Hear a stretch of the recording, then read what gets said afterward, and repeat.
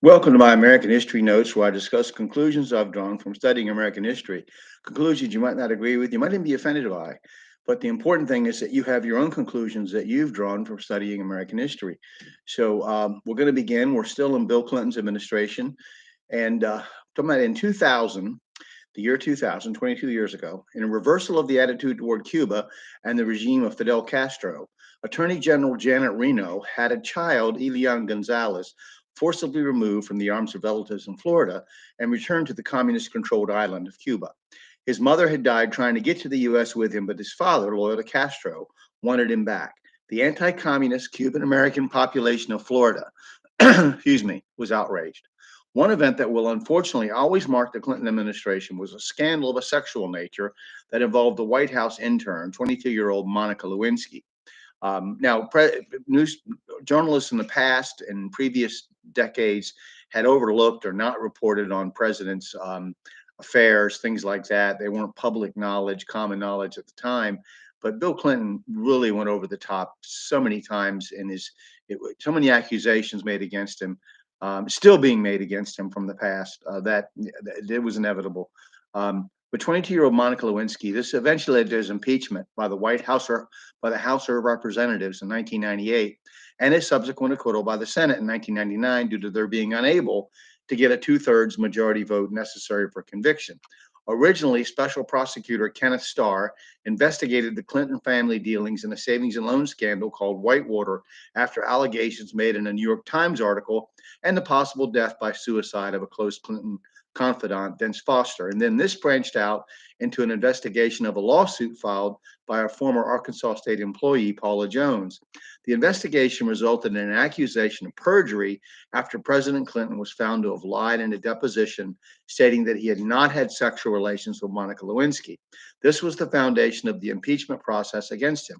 The biggest single contributor to the Clinton Gore ticket in 1992 was an Indonesian businessman, James Riyadi, excuse me, and his wife, who gave $450,000 to the campaign fund and then $600,000 to the Democratic National Committee.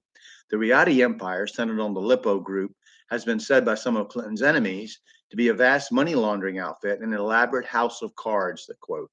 Originally from China, the Riyadi involvement with the Clinton presidency resulted in numerous accusations that he had compromised national security by numerous deals with communist China, including selling sensitive missile technology. In the books, Year of the Rat, How Bill Clinton Compromised U.S. Security for Chinese Cash by Edward Timberlake and William C. Triplett, and in their Red Dragon Rising, the Clinton administration is accused of bargaining away state secrets to communist China in exchange for financing. In the next administration, that of George W. Bush, according to a Seattle Times article published online in August 2005, Red China had been buying up huge amounts of U.S. government debt. Other reports called Red China the official banker of American foreign policy. The policies of numerous presidents on both sides of every political question have resulted in the economic situation we face today. Other scandals and conspiracy theories which proliferated during the administration of President Bill Clinton, excuse me, who, along with former President Carter in the first decade of this century, attempting to promote a liberal wing of the Southern Baptist Convention, supporting everything from abortion and homosexual rights to taking sides with the Palestinians against Israel, include a long list of people associated with him in Arkansas who met untimely and sometimes suspicious deaths. I have that list and it's pretty impressive, but doesn't really prove anything except that working around Governor Clinton seemed to shorten one's life expectancy considerably. Taking up where we left off regarding the odd weather occurrences and other events in support of the Palestinian cause, which many evangelists and preachers say are not mere coincidences include September 1st, 1993, Clinton announces that he will meet with Arafat on September 13th in Washington, D.C. to begin the Oslo Peace Accords. Hurricane Emily, after meandering nearly a week in the Atlantic, just happens to hit North Carolina that day. March 2nd, 1997, Arafat meets with Clinton. On the same day, awesome tornado storms create havoc in Arkansas, Kentucky, and Ohio, the first two being declared disaster areas. September 27, 1998, Arafat is meeting with Clinton in Washington when Hurricane George hits Alabama and stalls, and it dissipates when he leaves. October 17, 1998, Arafat comes to the Y Plantation meeting as torrential floods hit Texas. September 3rd, 1999, Secretary of State Albright meets with Arafat in Israel as Hurricane Dennis comes ashore on this very day after weeks of changing course in the Atlantic. Whether or not these and other calamities, which are associated in time with moves by the U.S. which may endanger Israel's security, have anything to do with each other than simply being sheer coincidence, I'll leave that up to you. But the book of Job 37:9, out of the south cometh the whirlwind and cold out of the north. 37:13, he causes it to come, whether for correction or for his land or for mercy. Now we're going to continue. Operation Rescue, an anti-abortion or pro-life organization founded by Roman Catholic Randall Terry, before he was a Roman Catholic, made headlines with protests at abortion clinics throughout the 1990s. In other news regarding religion, a movement took place in the 1990s that appeared to have a great potential for creating conditions ripe for revival in America. Promise Keepers was a nonprofit, excuse me, and non-denominational organization founded by Bill McCartney, former head coach of the University of Colorado at Boulder football team. It reached the height of its popularity in the mid to late 90s.